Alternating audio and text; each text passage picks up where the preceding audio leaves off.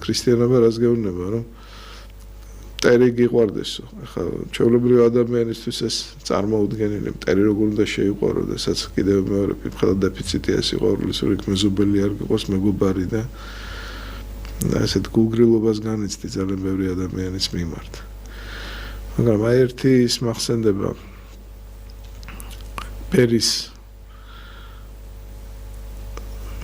მონაყოლი, რომ მონასტერში ერთი 4-5 საათი ვიყავი, ჩემს ერექში ჩაკეტილიო და ლოცულობდი ესოს ლოცვასო. იქიდან რომ გამოვედიო, აი ისე მიყვარდაო ყველაო, რომ ლამის ზურგზე შევხვდო მოდიო, მაგრამ არანორმალურად ჩამთვლიდნენ. რა მინდა თქვა, რა 4 საათმიანმა ლოცვამ რაღაცნაირად სხვანაირად მოალბა გული და როდესაც ახლა სწორად ვითარდები ქრისტიანული კუთხით იქ მეტი უნარი გაძლევა სიყვარულის უფალი გაჯილდოებს.